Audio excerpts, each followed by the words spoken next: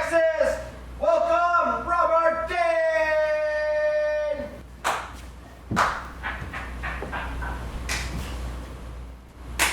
Thank you. It's arousing. I thought I could walk through the curtain there, but I couldn't. All right, so this is Robert Dean. We're here during COVID, and he's through the live audience of the world, or whatever the fuck it is right now. We're gonna read a couple of things. This is, I guess we're calling this, what the fuck was I gonna call this? I don't even remember. Functioning on Zero. Robert Dean live from the Lost Well. Fuck.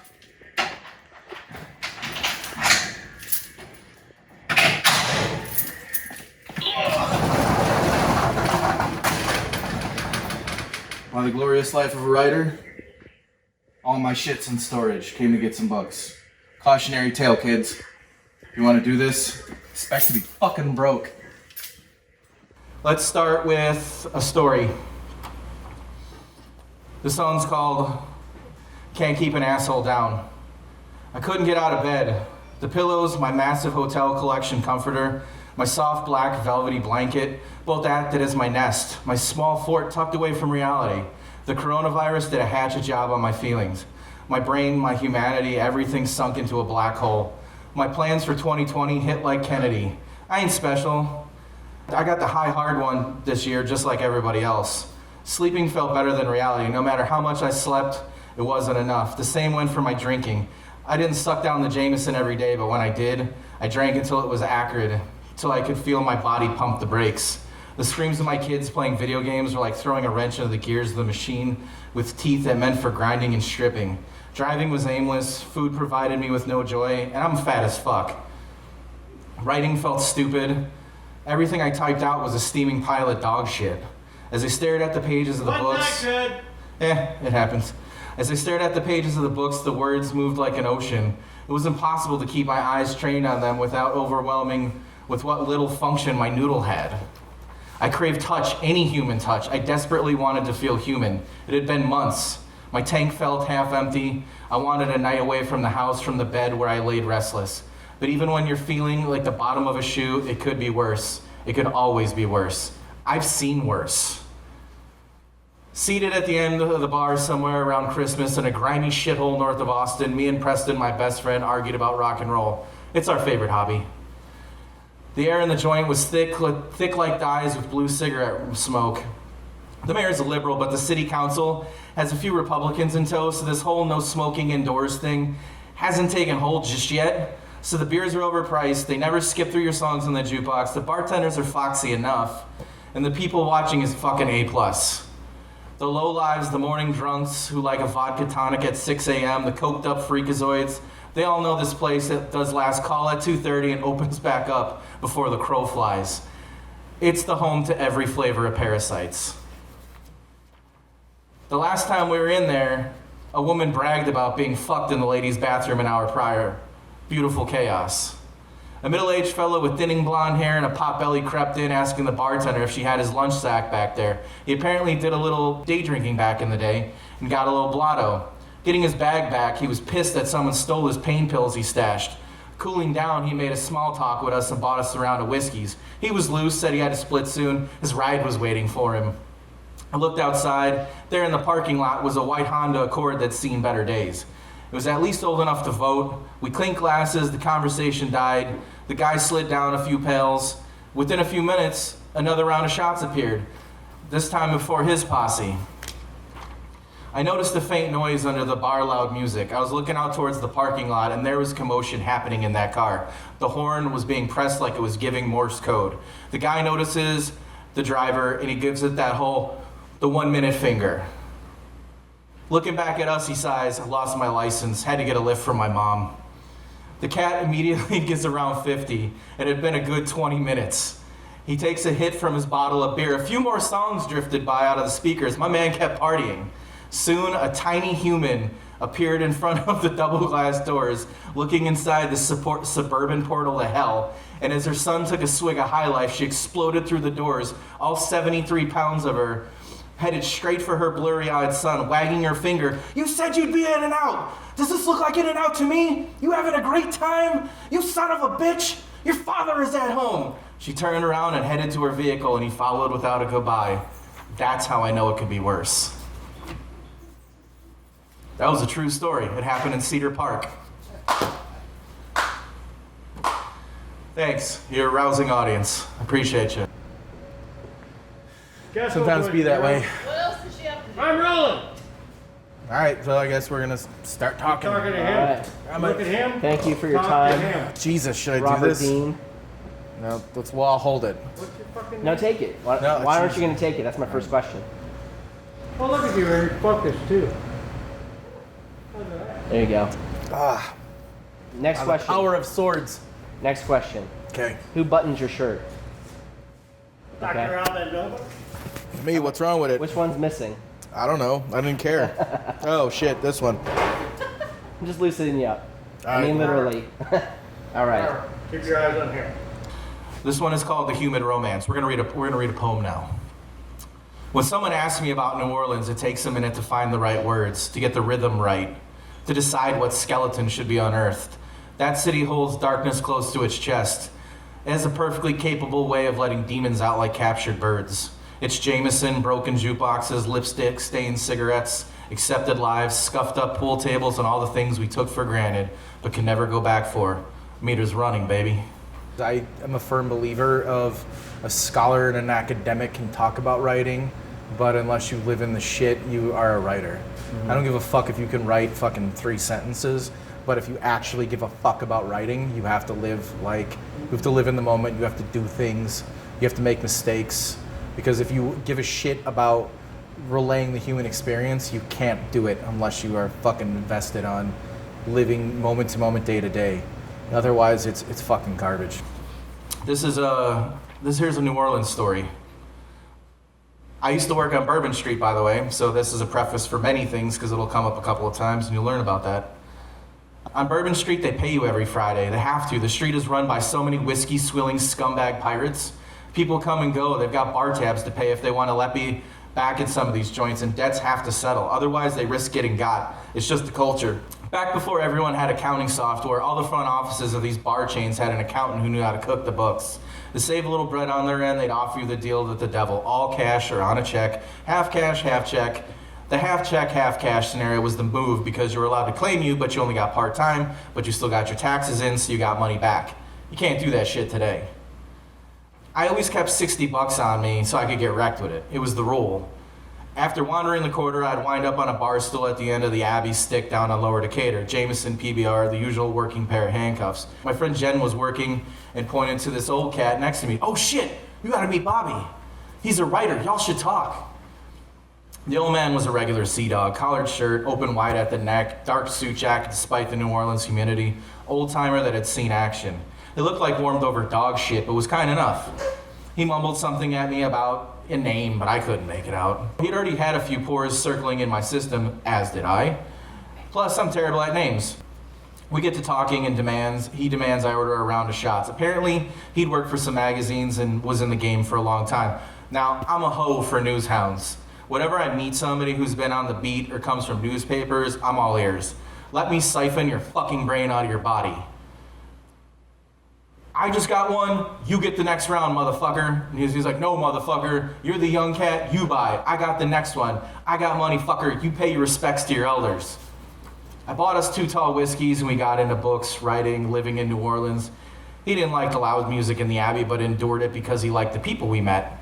With a few chest pokes and repeatedly cursing with every other word, we were dialed in. We were talking about leads, how story moved, how not to make certain mistakes. By the time we downed a bottle or 2 of Jameson, he looked at me and clucked, "That's it, man.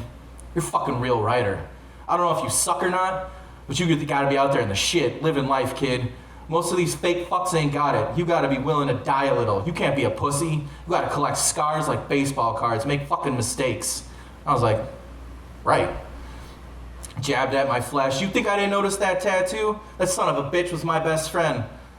On my right arm, you can't see because I'm wearing this fine collared shirt, I have a big Ralph Steadman drawing of Hunter S. Thompson from Fear and Loathing in Las Vegas.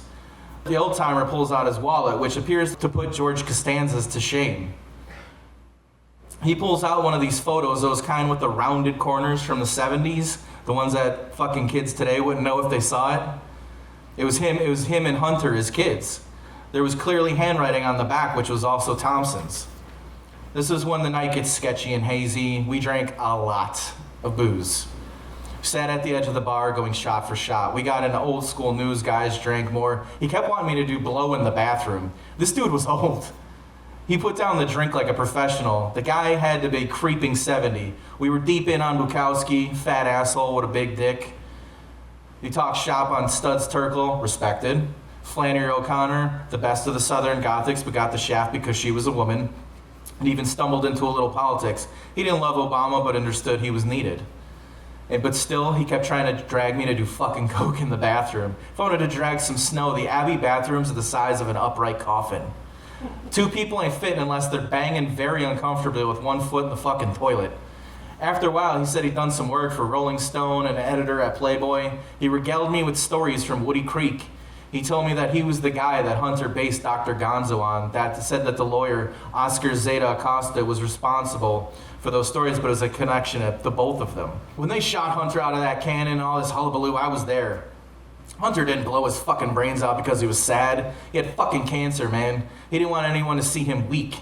He couldn't bear people knowing that he was an invincible legend, so he went out like his hero Hemingway. The fucking idiot. Again, I don't know how true this is. I can't tell you. I have no way to fact check this. This is what he told me. He talked the talk. My bullshit radar is fine fucking tuned. He had attention to details, and this dude really knew his shit about Hunter Thompson, about their friendship, about how he would edit his work, and think that it's just shit that you can't make up. Like, he had that on lock. And New Orleans has this tendency to drag people out of the ether and make them real for a moment. If he was a bullshit artist, the man was deadly. When he was seeing Triple, it was time to head back to my shotgun apartment back in the Treme. I thanked him for the mumbling stranger for his stories about the booze. He grabbed something out of his suit jacket and scribbled his name and number on it. Get a hold of me. I want to see your writing. I want to know if you're any good. I tipped my White Sox cap to him, made the 11 blocks stumble to my place. I fell face first into my couch, waking up the next afternoon with my van still on my feet. Pulled my things out of my pockets methodically like a surgeon prepping the table. That's how drunks keep track of their adventures. Got to see what falls out. And sometimes it's a number, it's a bottle cap, it's a switchblade, and there, written on the back of a burlesque flyer, was a name and a number that was wholly and utterly illegible. No one on earth could have deciphered that code. Could I have been back to the Abbey and asked around? Probably. I didn't bother. I got the stories. The guy knew his subjects from Baudelaire to Jimmy Buffett. He sold it one word at a time. He never found out I'm a shitty writer anyhow. Many times, the lie's better than the truth. What would you say your process is like then? Oh, my process is a fucking joke. It's write a couple of lines, look on the internet, get a couple of things and go, oh fuck, I need to be off the internet. And then hit on a note and then I'll just hit a lick and I'm off to go. But it's always, I'll get something in my head and I'll obsess about it and I'll be like, what is this thing that I need to talk about? Like I'll think of a thing and I obsess about it. I can't go away from what that moment or that thing is. And if I don't capitalize on it, it'll haunt me because I don't get away with little thoughts. I get away with big thoughts and emotions that will fucking emotionally wreck me. It's called The Lost Puzzle Piece. I miss laughter. I miss people. I miss late nights. I miss guitars cranked through amplifiers. I miss the connecting of the rest of the freaks in a room together as a church. I miss the guy asking for a smoke and a lighter too. I miss long kisses and street corners. I miss hugs. I miss vacation sunshine. I miss random stops. I miss bars. I miss not worrying about the fucking plague. I miss civility. I miss humanity. I miss my friends. I miss browsing in a store comfortably. I miss conversation not through a screen. I miss the way people smell. I miss the way women play with their hair. I miss not sending stupid texts because I'm trapped in my fucking house. I miss not being haunted. I miss the nervous energy of flying. I miss my parents. I miss a quiet mind. I miss non-judgmental sunshine. I miss my life. I won't miss living through a comfortable hell. Right on, brother! That goes to the fucking coronavirus. Wear your fucking mask. You want to go down the list of things that haunt me? Yeah, write down. Death is a huge one. Death is always hanging over my shoulder to live a good life because if I don't do it, I don't know. I'm a practicing Buddhist and I think about that all the time, but if I don't do that, what the fuck life have I lived? Like, I have to always do shit. I have to push the narrative. Like, if I don't take risks, if I don't do things, I can't stand the idea of being somebody laying on their deathbed, being tomorrow or fucking 100 years from now. If I don't do the absolute most I can absolutely do to get by and to do more things, it will haunt me fucking tomorrow. And so if I don't hit it at 110%, if you're like, want to do fucking shots, you want to fucking hang out, want to do crazy shit, I'm like, fuck yes I do. Because it's the only way you can live your life. I go to punk rock shows and I do all this shit because I don't want to die and it's over and that's it. Like, the idea of finality fucking haunts me, man. And if I don't do it so that it's so fucking hard, I can't. I can't. It'll emotionally break me. A few years back, I convinced this tech company that I should write for them. When I was a freelancer, I cranked out blogs, doing my thing with low expectations. But then they gave me a real job with a big salary, 100% covered health insurance, all these insane perks. My parents and my wife were so proud of me. I'd gotten a job they could tell their friends about, that the kid who moved to New Orleans with $300 figured it out. I felt like a real adult, well, kinda. I still hoarded snacks like fucking Gollum, even though they were plentiful and free. I was like, do you people not know that I'm a clown who was dancing for dollars on Bourbon Street stages to T-Pain songs a few years ago? The company was headquartered in Sydney. They made Australian culture a part of the company's culture, which meant they're pretty cool about people visiting HQ if you had a business reason. Naturally, I put the business reason together, not once, but twice. These kind people let me on a gigantic Airbus and gave me money to buy food, get a hotel, and they're paying for it. Jesus Lord, I needed a church fan myself. For someone who has a Richie Valens complex, I was stoked to be on a plane for 17 hours. Each trip down was for 2 weeks. Outside of a trip to Winnipeg, this is the only time I'd ever been out of America. Something about becoming a writer doesn't exactly scream robust financial health. It's more like Russian roulette. Here's the thing.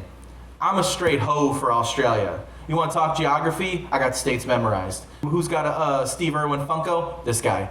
I love koalas. Hours spent watching them on YouTube. There's this one where a koala gives a sip of water. It's fucking incredible. I lost my shit seeing a platypus in real life. It was this little marsupial that emerged from its hidey hole, but you'd have thought it was the Beatles by how I was carrying on.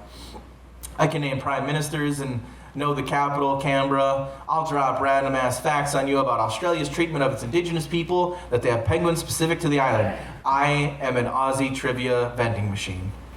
I love calling someone a cunt, and it won't end up in that person throwing hands as it would in the linguistically dull America. Instead, cunt usage is a term of endearment. Hey, your mate Shirley, she's a sick cunt. And that person at the other end of the conversation is like, fuck yeah, she is. Shirley herself would be honored to know that where she rates in cuntum. Aussies don't refer to rock and roll legends AC/DC like the rest of the civilized world. Instead, they call them akadaka. They call underwear jocks and getting drunk maggot. Don't ask me, okay? I'm here for the kangaroos and packs of cigarettes with dead people on them. From the minute I signed my name on the dotted line with that job, I had imposter syndrome. It was more like, how the fuck did I fool y'all into hiring me? I was sitting in weekly meetings and people wanted my input on $1 million marketing plans. Let it go. Holy shit was I over my head. I could write a few witty sentences, but once I was assigned things relating to return on investment, verticals, bandwidth, or talking about alignment, I was fucked. I didn't waste any opportunity. I took any trip they'd let me. I was the fat guy at the buffet filling the plates at the top. I've been broke. I paid my rent late. This bitch wasn't about to hit the snooze button when I'm in koala country. Not once did I sleep in or take it easy. I hit the streets. I made new friends. I saw homies I knew from the power of the internet. And I discovered this rad little bar called Spooning Goats getting shit hammered every other night. Luckily, I'm a battle-tested veteran at hangovers, so not a big deal. I lived at the regional fast food chain of Porto, and I hit every used bookstore in town. I bought first press UK vinyl of Nirvana's Nevermind and In Utero off a guy in a tent on a street corner, which are 2 records I'll never sell. I took trains and buses for hours to snap photos with koalas at Featherdale Wildlife Park. For the record, koalas smell like cough drops and their fur is like a filthy street dog. They're also stoned to the gills. I saw the coastal waters crash against the beach. and I took the ferry to Tarangazoo, which felt like making a pilgrimage to Jurassic Park. I walked with the gray kangaroos, and I saw the Tasmanian devils and snapping and growling at one another. I saw the koalas during my first trip. I got a picture, and tragically, I'm wearing a fucking fedora.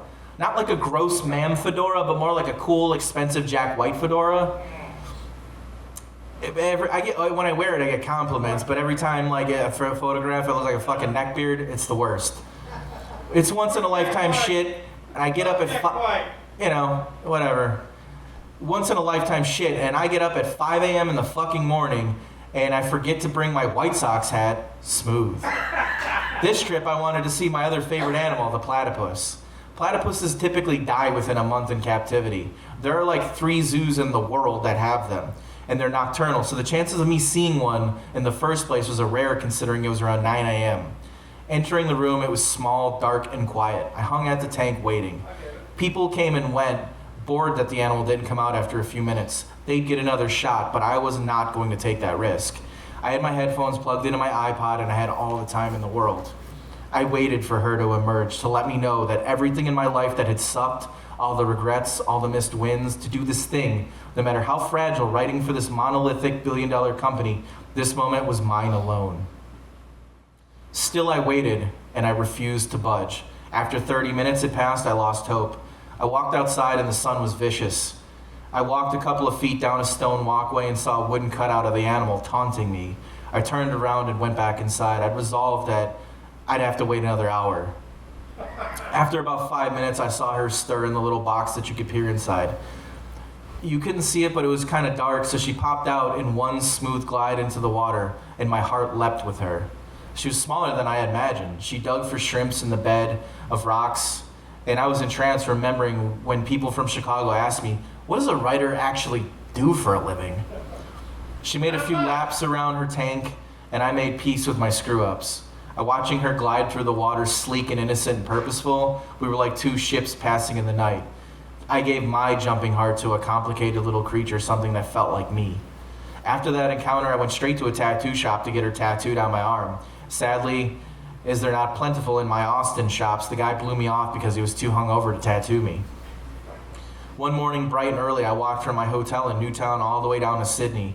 I'd made it down to the Royal Botanical Gardens. The interior was a lush canopy of flowers and trees. The green's greener. It felt like I was lost in Alice's Wonderland. Cockatiels, flying foxes, lizards squeaked and squawked.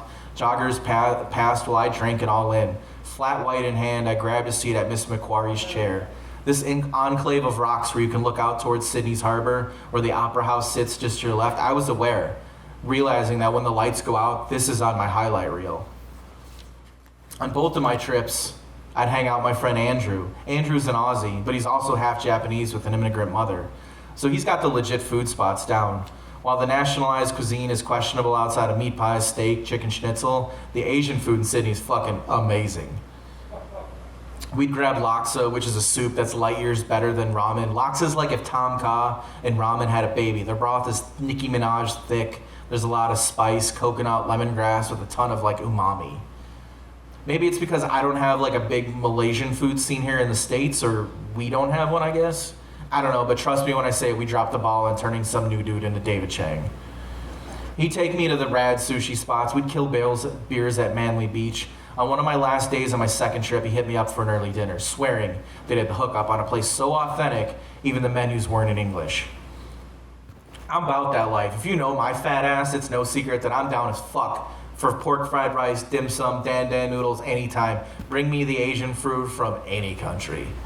Sydney's layout is weird though. Their downtowns aren't like American downtowns. They're like dead zones when corporate commerce isn't conducted. Instead, there are these odd underground malls with supermarkets and food courts and high-end stores. And then you'll hang a right and go up the stairs. The next thing you know, you're lost in a tiny neighborhood where the signs are in Chinese and Malaysia.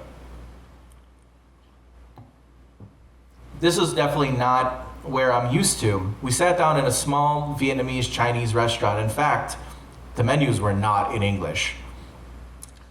There was not a basic bitch grilled pork banh mi to be seen. Look, I'm not a picky eater. Look at me. I love breaking cultural norms, and I was over my head once again. We ordered him getting cold chicken, me getting pho. Him swearing this was the best in town. Our food arrived. He got cold, fucking gelatinous, like chicken from the fridge, chicken chunks of every variety sitting on a pile of warm rice. Tasting it, I was not prepared for the flavors and texture combinations, the odd bits and ends, which did not feel like the good old chicken fried rice I get in Austin at China Cafe. Digging into my bowl of pho, it smelled amazing. I slurped up the broth, pulling out wads and noodles with my chopstick. As I shoveled something funny that tasted funny down my gullet, I commented to Andrew that I've never had something like this before. Looking at my chopsticks, he manages to get out a laugh before looking at me and saying, "Hey mate, had a bit of liver." And there on my chopsticks was liver of what? I have no idea. Dropping the gray matter back into my broth, I dug around, pulling out tripe, kidney, and other offal I was not designed to take down. He goes back to work on the chicken and rice like a professional while I push my bowl politely aside, accepting that the universe had humbled the idiot tourist once again. The meal wasn't bad. It was 100% me and being driven from my world of what the conception of food and culture is, which turns out is the Americanized version, complete with orange chicken and a bunch of other stuff they wouldn't serve on the main shan. The shit that sells like hotcakes at Panda Express.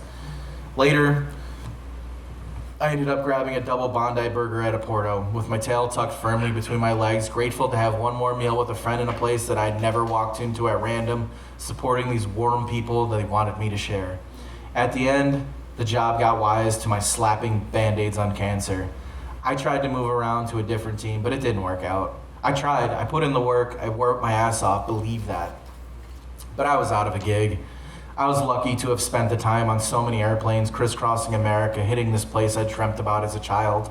I'd met so many talented people. I got to hug a koala. I ate food from San Francisco to Sydney, and I did it because I was still that same 17-year-old kid who wanted to be a writer, and I was one.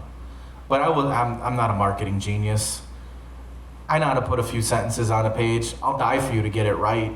But when investor money wants to know how we fit in the machine, I was dead in the water. On my last day, I was let out of the office and I cried.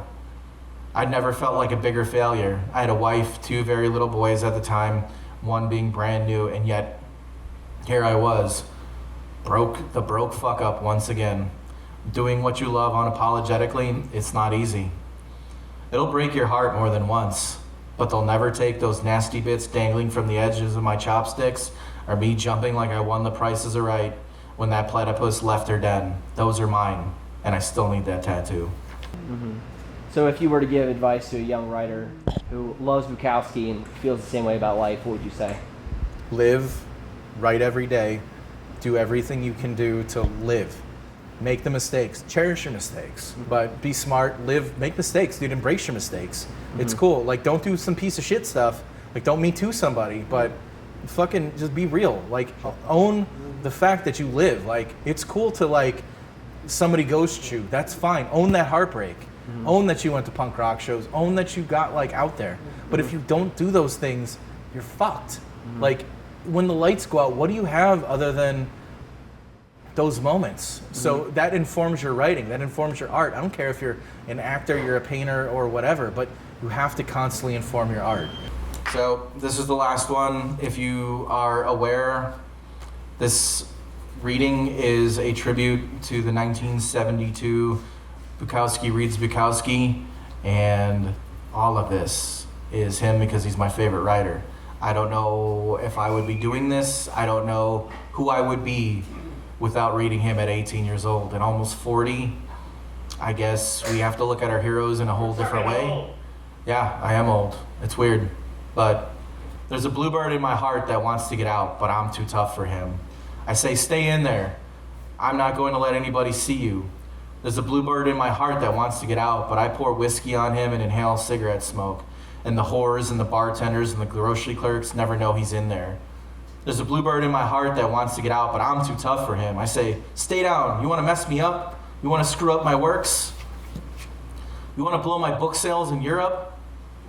There's a bluebird in my heart that wants to get out, but I'm too clever. I only let him out at nighttime sometimes. When everyone's asleep, I say, I know you're in there, so don't be sad. But I put him back when he's singing a little bit, but I haven't quite let him die. We sleep together with our secret pact, and it's nice to know if you make a man weep, but I don't weep, do you? Thanks very much. I appreciate y'all.